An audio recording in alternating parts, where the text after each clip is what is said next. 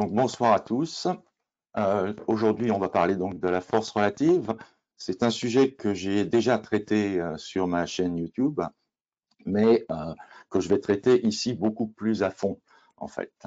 Donc la chaîne YouTube, je vous rappelle, c'est celle-ci, Éric Leforce, pas très compliqué. Vous voyez, j'avais déjà traité la force relative ici, mais c'était vraiment très succinct par rapport à ce qu'on va faire aujourd'hui. Alors, la force relative, c'est quelque chose que les traders ne connaissent pas forcément ou n'utilisent pas forcément, alors que c'est vraiment un avantage très important qui peut amener à gagner même avec seulement la force relative, comme je vous le montrerai un petit peu plus tard. Alors aujourd'hui, nous allons voir les principes de la force relative. M'excuser. Donc aujourd'hui, nous allons voir les principes de la force relative, ensuite l'apprentissage de la force relative, de manière à vous montrer comment l'utiliser.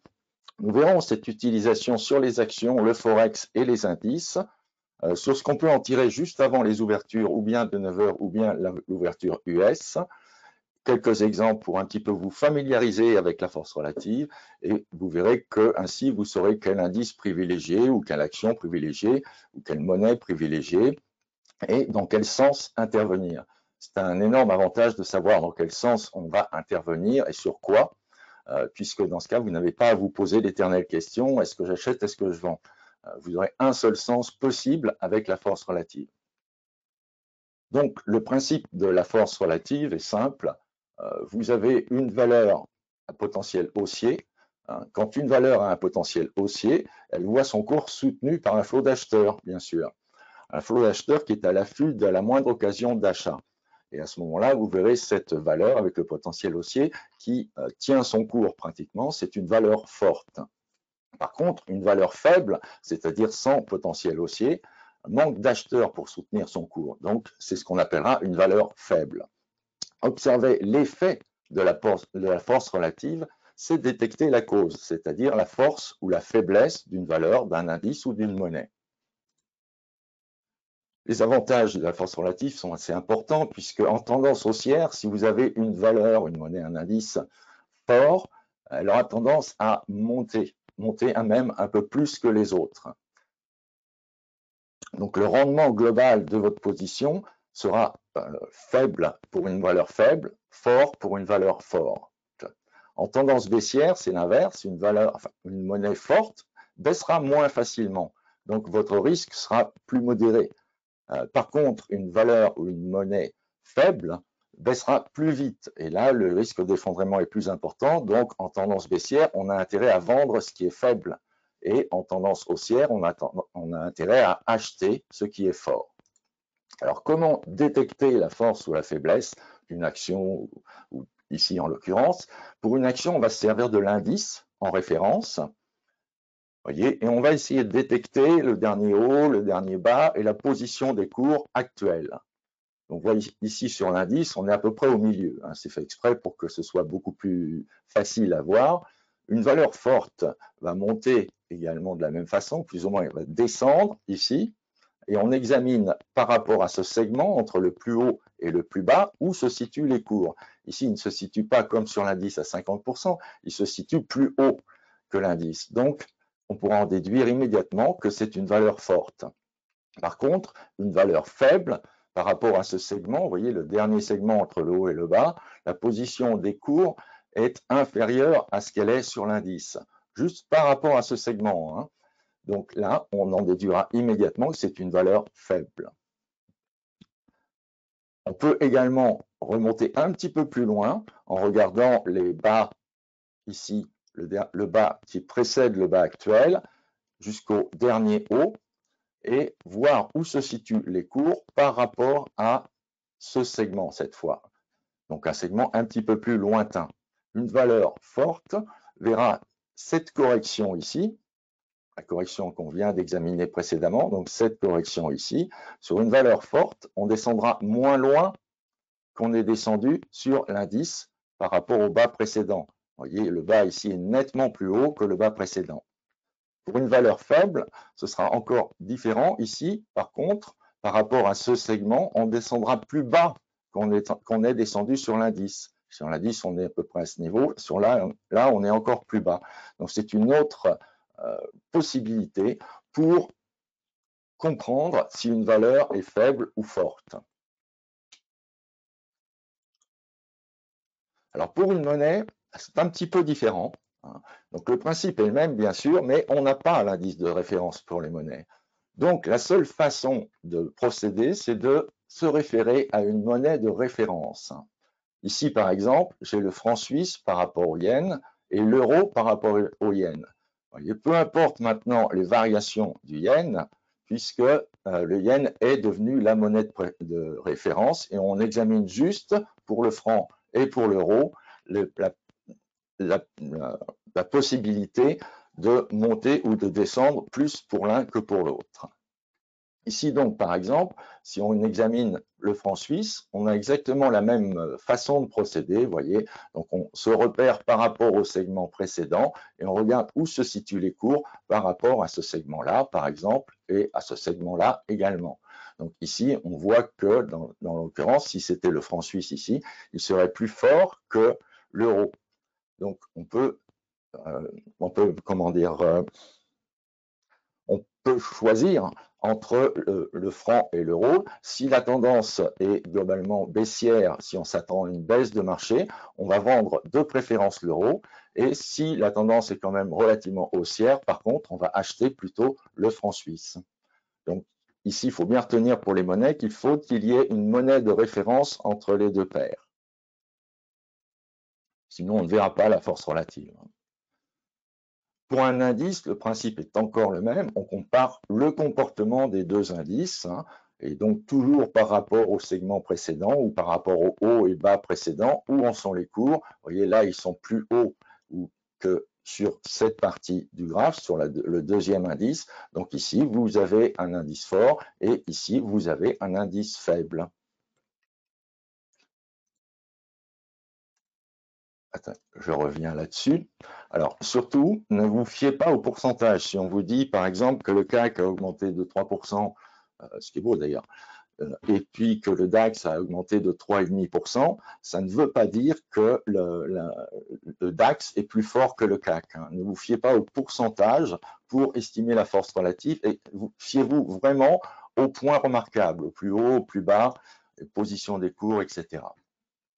Et n'oubliez pas que pour le day trading, c'est le comportement récent qui va compter encore plus.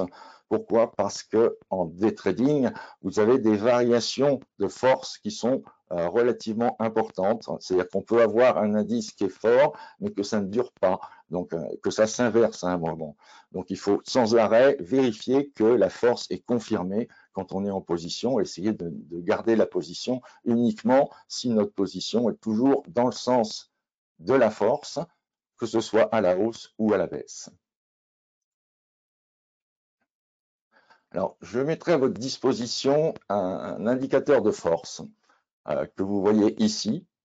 Donc ici, il y a plusieurs réglages pour visualiser en fait la force. Ce que vous voyez ici, quand le paramètre compare sera égal à 0, c'est-à-dire que on regardera uniquement la force ici de notre premier indice, puisque ici, non, c'est pas un indice d'ailleurs, c'est une monnaie, c'est le franc suisse, et vous voyez l'euro par rapport au japonais yen. Il y a également possibilité de mettre comparaison égale 1. Et là, c'est la vraie comparaison qui se présente.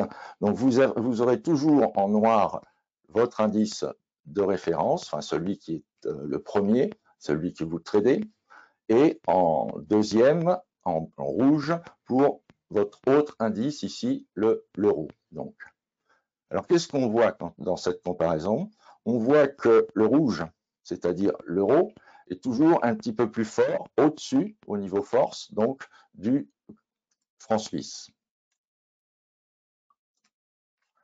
Donc, qu'est-ce que ça veut dire? Ça veut dire bien sûr qu'on essaiera d'acheter, si on va dans le sens des achats, on essaiera d'acheter bien sûr le plus fort, c'est-à-dire l'euro, et non pas le franc suisse ici en l'occurrence, puisque vous voyez même au niveau des cours tels qu'ils sont à l'écran, vous voyez que la force de l'euro est nettement plus forte, c'est visible au niveau de l'indice, au niveau de l'indice de force, hein, mais c'est également visible sur les cours.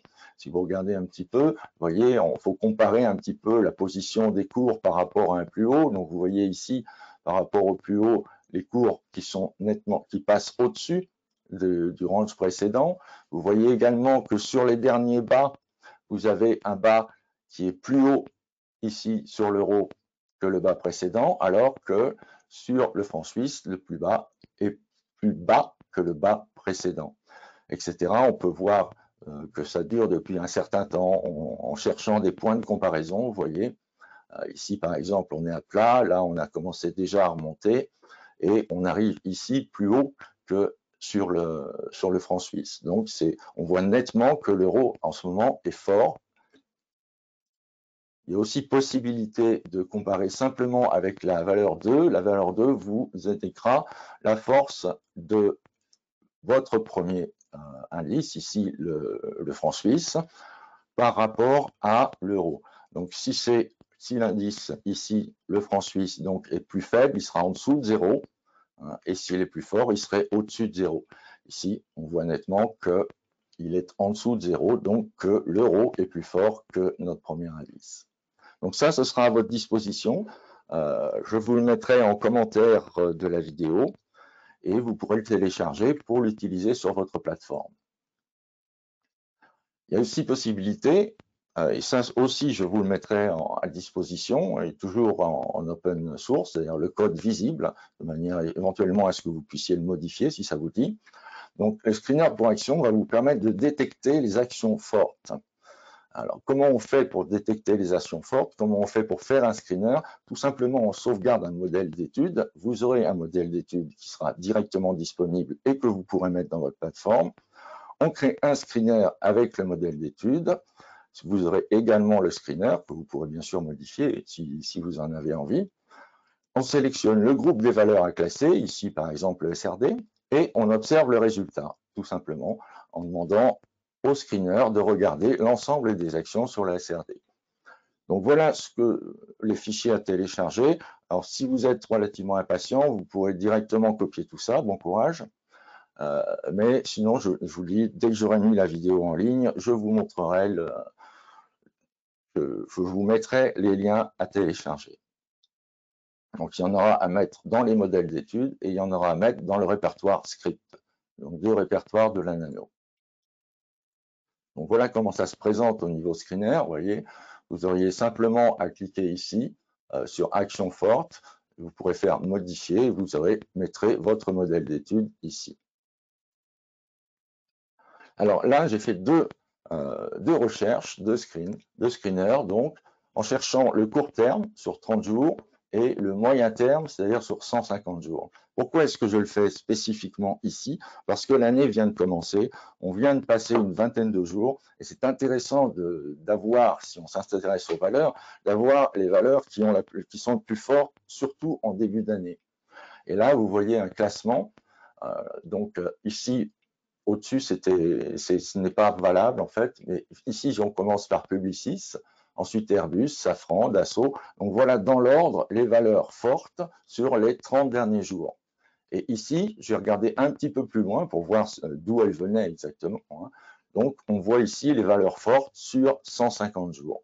Donc, vous voyez, c'est très intéressant d'avoir ces listes puisqu'on retrouve par exemple Airbus qui a beaucoup monté sur les 30 derniers jours, qui est fort sur les 30 derniers jours. On le retrouve ici, ça veut dire qu'il n'est pas seulement fort sur les 30 derniers jours, il était déjà fort sur les 150 jours précédents. Donc c'est intéressant à savoir. De même pour Dassault Systèmes par exemple, etc. Mais ça vous montre aussi sur quoi se sont portés les investisseurs.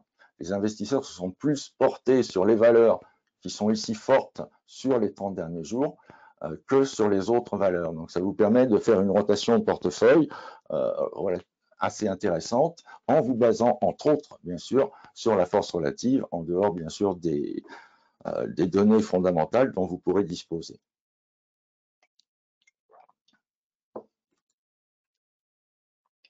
Alors un exemple ici sur le franc suisse et l'euro, hein, on reprend un petit peu ce que j'avais fait précédemment. Donc je vous montre un petit peu comment ça fonctionne maintenant sur les monnaies, la force relative. Donc vous voyez, vous avez quand même nettement l'euro qui est plus fort que le franc suisse ici. Je vous rappelle que le yen, on n'en a rien à faire, c'est juste notre référence, hein. Donc là, on voit vraiment la différence de force entre le franc suisse et l'euro. Donc, qu'est-ce que ça donne un petit peu après? Voilà. Donc, voilà ce qui a suivi derrière. Vous voyez qu'on a eu une tendance haussière qui s'est retrouvée sur les deux monnaies, sur le franc suisse comme sur l'euro, mais avec une énorme différence. Vous voyez. Regardez ici, c'était un sommet antérieur. Pour le franc suisse, on a réussi simplement à retourner à ce niveau-là et ensuite on a cassé complètement. Donc on repart pratiquement à l'horizontale, hein. Par contre, sur l'euro qui lui était fort par rapport au franc suisse, eh bien là, on est parti de la même façon, mais on dépasse très vite le haut antérieur, vous voyez, et on continue dans la tendance haussière, y compris pendant que le franc suisse baisse. Là, la baisse du franc suisse n'est absolument pas visible sur l'euro. Et vous voyez que l'euro, lui, s'est maintenu dans un canal haussier relativement propre, alors que le franc suisse en est sorti assez vite finalement. Donc voilà l'intérêt de savoir sur quelle monnaie on va agir. Donc ici, on va donc agir sur l'euro et en achetant l'euro, on est beaucoup plus tranquille que si on avait acheté par erreur le franc suisse, où là, on aurait eu beaucoup moins de potentiel de gain que sur l'euro. Donc voilà pour les monnaies, voilà de la façon dont on s'en sert, hein. Sur les indices, c'est aussi, on a vu les monnaies, on a vu les actions, maintenant on voit les indices. C'est aussi bien sûr la même chose. Alors ce que je fais, je mets 4 indices comme ça, superposés l'un après l'autre, hein. C'est possible avec le paramètre STUDY, l'indicateur STUDY. Donc on peut rajouter autant de STUDY, c'est-à-dire autant d'études l'une derrière l'autre. Et là, vous avez donc en haut le CAC, ensuite le Germany, c'est-à-dire le DAX, ensuite le Dow Jones ici, et ici le SP500. Donc voilà, donc ça me permet de comparer très facilement ces 4 indices pour savoir sur lequel je vais me porter en fonction de la tendance possible ici. Donc on est ici, vous voyez, par exemple, juste avant l'ouverture US. Alors, qu'est-ce qui s'est passé? Regardons un petit peu plus profondément ce qui s'est passé, mettons une loupe en quelque sorte. Donc, qu'est-ce qui s'est passé? Globalement, vous voyez que l'ensemble a l'air plus ou moins haussier de toute façon. Alors, on est ici à 15h25, mais que s'est-il passé sur les 3 dernières bougies? Elles sont extrêmement différentes. Et c'est ça qui va nous donner l'indice pour savoir si les indices sont forts ou faibles. Regardez ce qui s'est passé sur le CAC, par exemple. Vous avez les 3 dernières bougies qui sont en hausse et qui reviennent sur le haut précédent, ici. Sur le DAX, vous avez les 3 dernières bougies qui sont plates, mais qui sont au niveau aussi du haut précédent. Sur le Dow Jones, par exemple, sur les 3 dernières bougies, c'est-à-dire en préparation de l'ouverture, hein, il est 25, c'est la bougie de 25 à 30. Donc, on voit que le Dow Jones, lui, ne s'est pas maintenu. Il a subi une baisse importante. Et quant au SP500, lui également a subi une baisse un petit peu moins importante que le Dow, mais une baisse quand même. Donc ça doit vous mettre la puce à l'oreille. On est à quelques minutes ici de l'ouverture US et donc on fait très attention à ce qui s'est passé récemment, de même qu'on peut faire attention bien sûr au global haussier ou à la succession d'une hausse et d'une baisse. Donc voilà, là je vous ai remis le graphe précédent, hein. N'oubliez pas que les indices forts résistent, les indices faibles s'effondrent en cas. Donc ici, comme les indices US sont à la baisse, ils auront plutôt tendance à baisser. Si vous pensez que la tendance va se retourner à la baisse, alors il est intéressant de vendre le Dow Jones ou de vendre éventuellement le SP500, mais peut-être dans une moindre mesure. Par contre, si vous pensez que le marché va aller à la hausse, on aura intérêt à acheter le CAC et le DAX, et même plutôt un petit peu le DAX, puisque le DAX et le CAC sont forts par rapport au Wall Street, au Dow et au SP500. Alors, que s'est-il passé après? Eh bien, les indices US, en quelque sorte, avaient raison sur la suite du mouvement. Qu'est-ce qui s'est passé? Vous voyez que le mouvement derrière a été assez fortement baissier sur les indices US, plus encore sur le Dow Jones, qui avait plus prévenu aussi, que sur le SP500. Par contre, au niveau du CAC et du DAX, regardez un petit peu ce qui s'est passé globalement. Sur le DAX, on a légèrement baissé, mais on s'est quand même pas mal maintenu. Et le CAC, lui, s'est débrouillé pour vraiment rester à peu près au même niveau, même faire un petit plus haut à un moment. Donc vous voyez la différence de comportement qu'il peut y avoir sur les indices forts et les indices faibles. Si vous aviez décidé par hasard, ou au pif, mettons, ou sur d'autres éléments, si vous aviez décidé qu'il fallait que la tendance derrière serait probablement haussière et que vous aviez décidé donc de travailler à la hausse, alors vous auriez acheté le CAC ou le DAX. Vous auriez perdu un petit peu ou pas grand-chose, puisque eux se sont maintenus. Par contre, si vous aviez pensé à aller dans le sens de la baisse, vous n'auriez pas vendu le CAC ni vendu le DAX. Vous auriez vendu ou bien le Dow ou bien le SP500. Et même de préférence le Dow qui a l'air encore un petit peu plus baissier sur les dernières bougies que le SP500.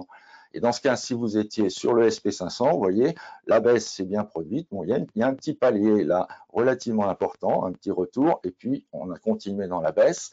Et sur le Dow, vous voyez, la baisse s'est bien produite exactement pareil. Mais par contre, le petit palier est beaucoup plus baissier que sur l'SP500. Donc, c'est beaucoup plus confortable encore d'être sur le Dow dans le sens de la baisse. Donc, voilà le principe global de la force relative. Il faut bien regarder ce qui se passe, bien comparer. Alors, cette présentation est très intéressante parce qu'elle permet vraiment de comparer d'un coup d'œil assez rapidement qui est fort et qui est faible. Donc là, par exemple, entre le CAC et le DAX, à votre avis, qu'est-ce qui est fort, qu'est-ce qui est faible? C'est assez délicat ici, il est 8h50, donc 55 même, donc on ouvre dans quelques minutes. Où est la force, où est la faiblesse? Donc on voit que les indices US, ils sont totalement à plat, on ne peut rien en tirer, de toute façon, ils commenceront à être cotés réellement qu'en début d'après-midi, ou même le midi, éventuellement, on pourra commencer à voir du mouvement, ou bien sûr à 15h30. Eh bien, ce n'est pas si évident que ça à voir. On regarde un petit peu, qu'est-ce qu'il y a comme différence? On voit que l'ouverture ici est là, que là, on a été à peu près au même niveau que l'ouverture, mais pas plus haut, même un petit peu plus bas sur cette petite bougie ici, la dernière bougie haussière, franchement haussière. Par contre, sur le CAC, par rapport au niveau d'ouverture, on a été plus haut cette fois. Et on s'est maintenu à peu près, un petit peu plus que sur le DAX. Et regardez cette bougie ici, par exemple, qui arrive au niveau des 2/3 à peu près de la bougie baissière. Et on regarde ici, on arrive à peu près à la moitié. Donc c'est très, très délicat. Alors, dans ce cas, qu'est-ce qu'il faut faire? Il faut essayer de se tracer des petits traits, voir un petit peu où on en est. Donc, globalement, vous voyez, en traçant des traits de tendance, on s'aperçoit que ce qui n'était pas évident à voir précédemment, qu'on pouvait quand même voir, mais bon, que le DAX est légèrement plus baissier que ne l'est le CAC. Donc, ils n'ont pas un comportement exactement semblable. On va avoir l'ouverture de 9h qui vient. Voyez, je vous ai remis le graphe que l'on avait avant l'ouverture. Et voilà, après l'ouverture, que se passe-t-il? Eh bien, on voit que ici, en l'espace de 20 minutes, le DAX a baissé assez nettement. Donc, le premier mouvement sur le DAX a été baissier, alors que le premier mouvement sur le CAC a été stable. Donc, on voit là, on a vraiment confirmation que le CAC ici est plus fort que le DAX. Alors, qu'est-ce qui va être intéressant? Peut-être qu'on va se dire, tiens, ce mini gap, entre guillemets, parce que c'est pas vraiment un gap, mais va être comblé. On va repartir à la hausse comme on était en tendance haussière précédemment un petit peu partout. Il y a de fortes chances qu'on reparte à la hausse. Donc, dans ce cas, on va acheter non pas le DAX qui est faible, mais le CAC qui est plus fort. Et voilà ce que ça donne un petit peu plus tard. Donc, vous voyez que le DAX a monté, tout comme le CAC, mais pas tout à fait de la même façon. Ce qui s'est passé, c'est que par exemple, par rapport au niveau précédent ici, vous voyez que le CAC a dépassé ce niveau. En fait, le CAC a atteint ce niveau à peu près sur cette bougie ici, ce qui correspond à cette bougie-là. Vous voyez que sur le DAX, on a bien monté, mais on a monté moins sur cette bougie. Si on devait être comme sur le CAC, on devrait être à ce niveau que j'ai tracé en orange. Et donc, il était plus intéressant et plus franc de partir à la hausse sur le CAC que sur le DAX, bien que les deux auraient pu marcher, bien sûr.